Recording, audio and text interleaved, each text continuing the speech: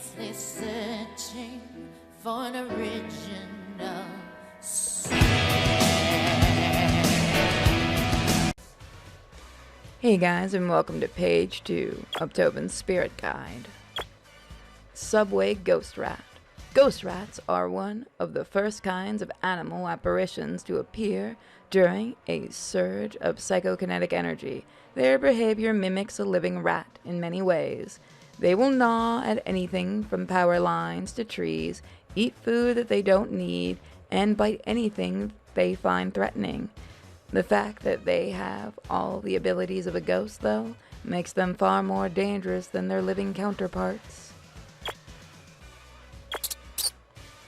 Once again, sorry about my voice. Look at those eyes.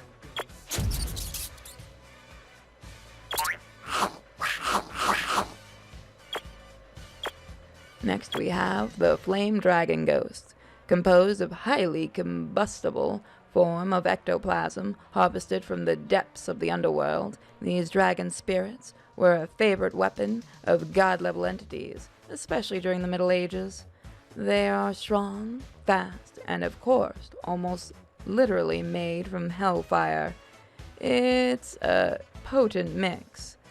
It's also worth noting that, unlike many fire-based elemental apparitions, these dragons aren't quite as susceptible to cold. Immune to burn. Oh, and there he goes.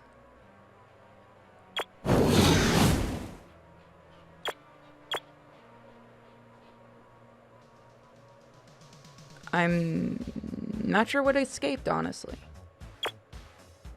Kind of impressive that something escaped. Let's see, the insect trap. This spectrally animated weed is the handiwork of the demon Jana, an entity devoted to death and destruction. Though it's nicknamed the Insect Trapper, this plant is a carnivorous monster that is aggressive towards all animals, and yes, they will eat you if they get the chance. While the Insect Trapper isn't technically a ghost, the psychokinetic energy that animates it can usually be pulled into a ghost trap. So this one does not have. Feed me, Seymour. Oh.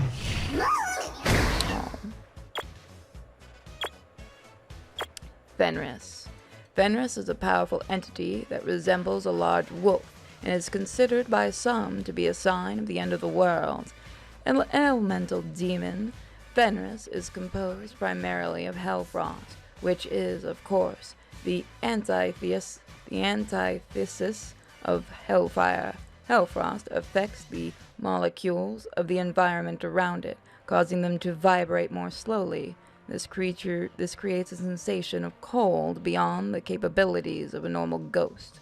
Fenris is a cruel entity that enjoys spreading terror. It will not hesitate to attack anyone or anything that crosses its path. Big pupper. Legs.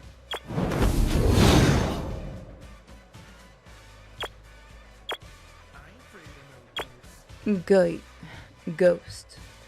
A demonic goat, originally conjured in the 18th century by a witch familiar.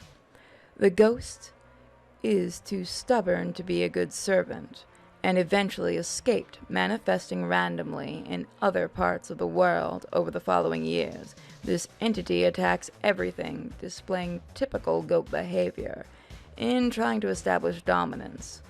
Also, like typical goats, the ghost likes to climb, and its spectral ability allows it to do so in more ways than any living animal could, from sheer walls to ceilings. The ghost can climb anywhere.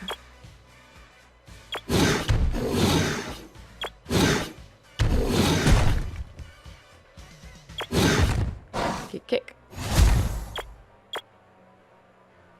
Mandrakora. A pocket-sized familiar demon, often used for guidance and information. Mandragoras typically prefer to serve others. When they are in the service of a decent person, they tend to take on a more pleasing shape. When in the service of a witch or more powerful demonic entity, they might appear in a more horrifying form. An unattached Mandragora may assume whatever shape and behavior it's most comfortable with. Just because a Mandragora prefers to be an advisor does not make them defenseless. They can and will spray slime at any provocation. They probably yell too.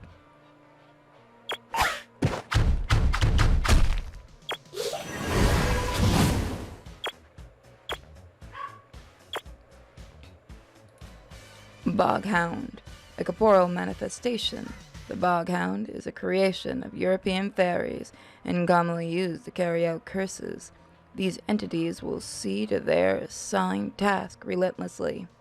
There is nowhere on earth one can hide from them, and they will fight with anyone who tries to stop them from completing their missions. When they have finished their work, a Bog Hound can be quite tame, displaying many of the friendly traits of a domestic doggo.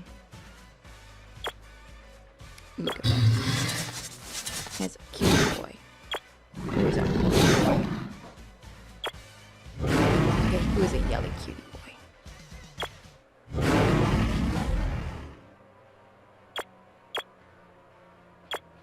Ghost Buffalo. Ghost Buffalo most often manifest as a reaction to the presence of another kind of ghost, especially any of the hunters who nearly caused the buffalo's extinction, though it's far more common for the buffalo to manifest as a herd and to seek out the ghost of the hunter that attracted them. It's not unheard of for a ghost buffalo to manifest as a singular entity. Either way, these apparitions share the massive strength and unpredictable behavior of the living buffalo, and will charge with little provocation. And there you go.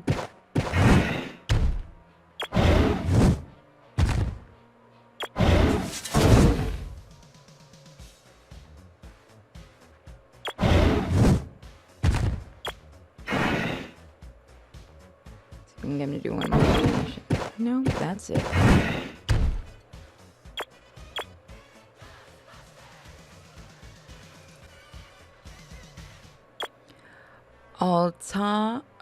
Altamaha, a water spirit most commonly found in the southern eastern United States. It prefers to stay underwater, but is more than capable of traveling by way of spectral levitation. It's very aggressive when it feels threatened. The bad news is, it isn't hard to make an Altamaha feel threatened. Good news is they fly slower than when they swim. He is a very powerful boy, by the way.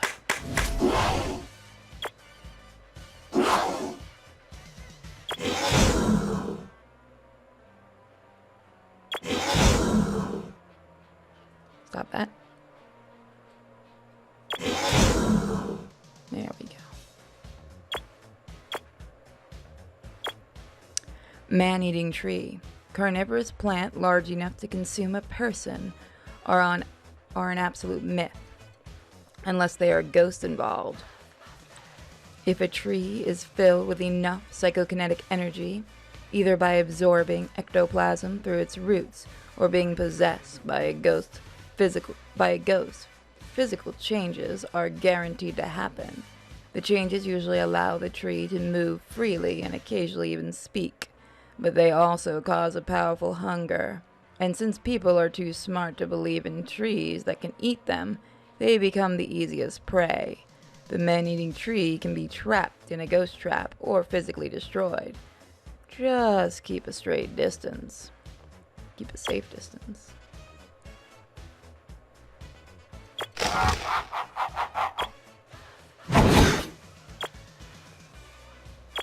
Here we go. Kuka. In its true form, the Kuka is a shadowy, non-corporeal entity that exists to prey on naughty children. In much the same way as the boogeyman, it can shapeshift into whatever form its target child fears the most. If left to choose for itself, it'll most often choose to take the form of an anthropomorphic alligator. One working theory is that the Kuka is the spirit of a long-deceased dragon, which has changed shape so much it no longer remembers its original form, leaving an alligator as the closest approximation. Another is that it's the ghost of a swamp witch. Research is ongoing.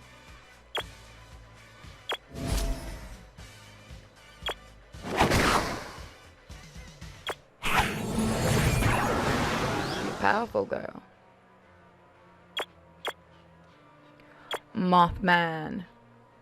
A fully corporeal entity noted for its large moth-like wings and reflective red eyes, the Mothman is considered by many to be an omen of disaster. It tends to manifest just before or just after massive accidents, most famously a bridge collapse, lending credibility to this belief. The Mothman can also act as something of a spectral lightning rod, attracting a variety of ghosts to any location it haunts for too long. Trapping it sooner could save you some headaches later.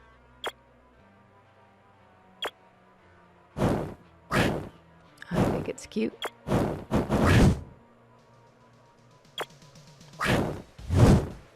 think it looks more like an owl to me. Cat spirit, water. A creation of the Egyptian goddess Bastet, or Bast. These entities were originally intended to be spies and messengers for the gods, and were scattered throughout the world to fulfill this mission. While they are largely docile enough to be mistaken for the statues they resemble, like real cats, their mood can turn on a dime. Also, like real cats, when they do get mad, they can put up a real fight.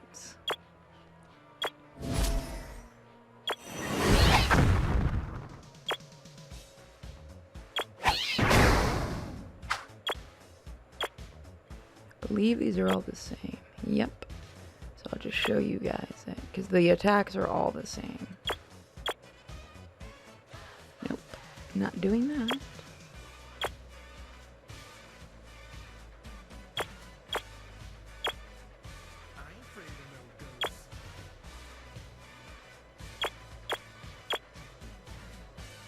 This one's my favorite. I love that one.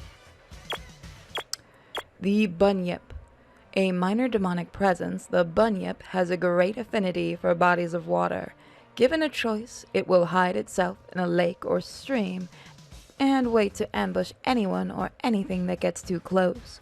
But even though it prefers the water, it doesn't require it. Bunyips can and do roam freely when the urge strikes. And they are just as dangerous on dry land. It's kinda cute.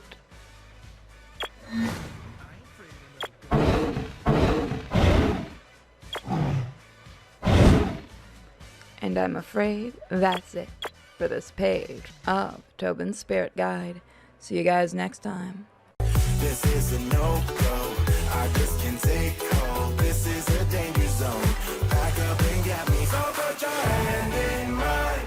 Follow me. Let me waste your time. Set up feet. Do some stupid shit. Take a seat. Let me waste your time. So put your